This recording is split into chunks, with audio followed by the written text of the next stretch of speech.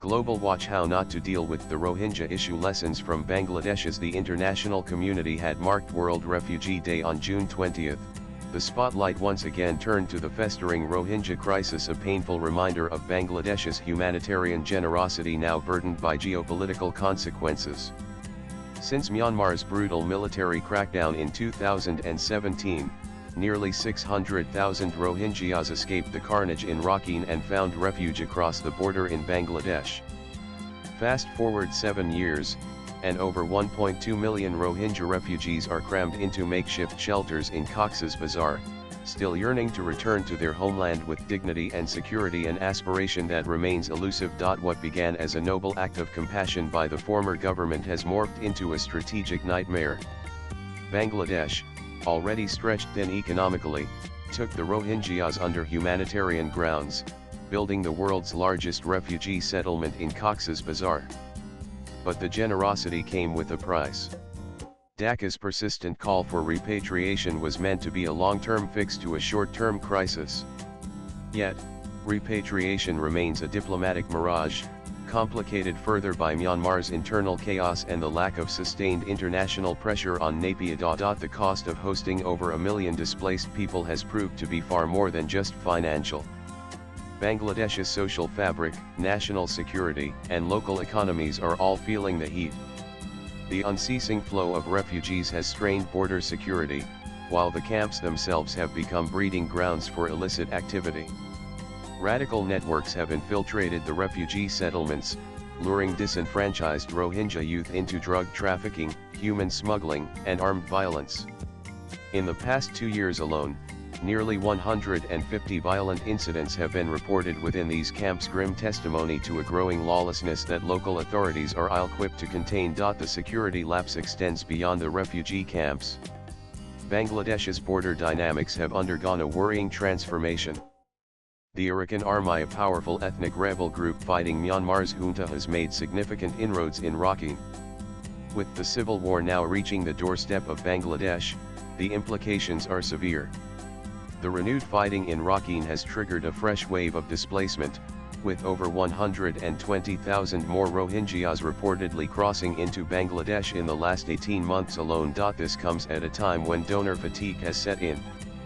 International aid for Rohingya refugees is dwindling, putting immense pressure on Bangladesh's limited resources.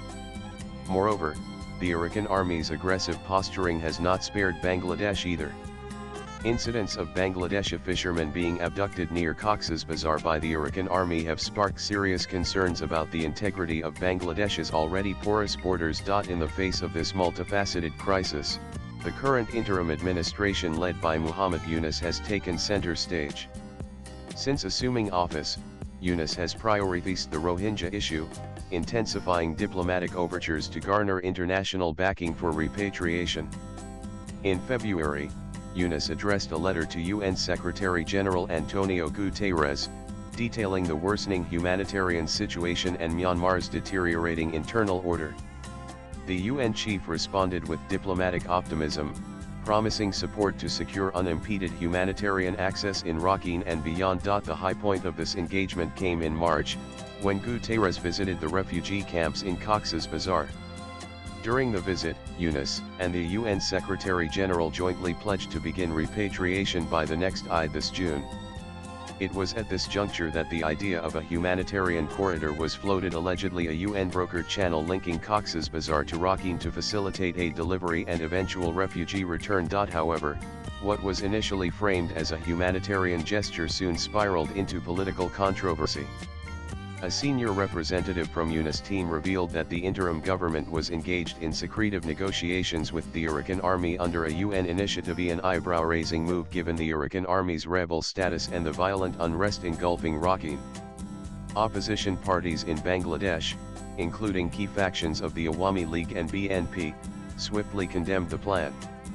They accused the interim regime of bypassing constitutional processes, undermining national sovereignty, and risking entanglement in Myanmar's civil conflict. Worse still, the Bangladesh armed forces appeared to be blindsided.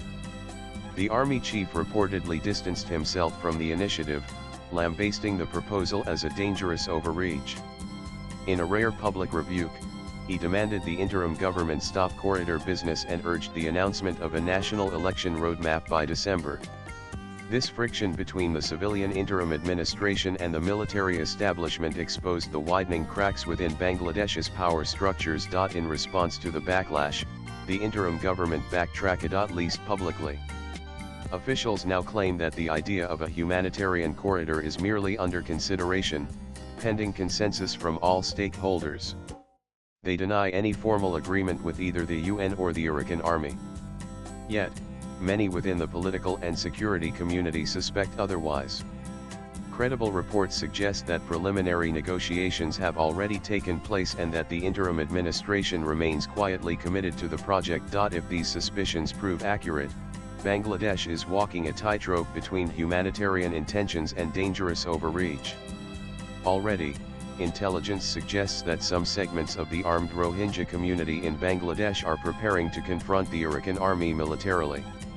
Such developments could drag Bangladesh further into Myanmar's domestic turmoil, turning a humanitarian issue into a cross-border security crisis.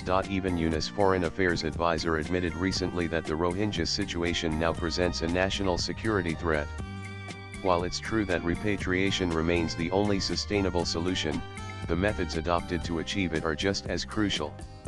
Engaging directly with armed groups operating in a war zone, without a clear legal mandate or broad political consensus, risks compromising Bangladesh's sovereign standing and drawing it into a conflict it neither started nor controls. Fortunately, voices of reason are emerging. Political parties across the spectrum are now demanding transparency and constitutional compliance. There is a growing insistence on announcing the election schedule without delay, to restore democratic legitimacy and prevent unilateral foreign policy adventures. Yunus' ambition to play regional savior may have earned him temporary international spotlight, but at home, it has backfired. His unilateralism has eroded trust, both within the establishment and among the populace. Swipe left for next video. As the clock ticks, Bangladesh stands at a critical juncture. It must balance its humanitarian responsibilities with hard-nosed realism. Repatriation of the Rohingyas is essential, but not at the cost of sovereignty. Engaging with armed factions across the border under the guise of humanitarian may turn Bangladesh from a sanctuary into a battlefield. The need of the hour is not heroics, but constitutional clarity and political unity. If handled recklessly, the Rohingya crisis could well transform from a humanitarian burden into a geopolitical calamity. The writer is an author and a columnist. His X handle is Arunanandliv. Views expressed in the above piece are personal and solely those of the author. They do not necessarily reflect News 18's views. Latest blogs.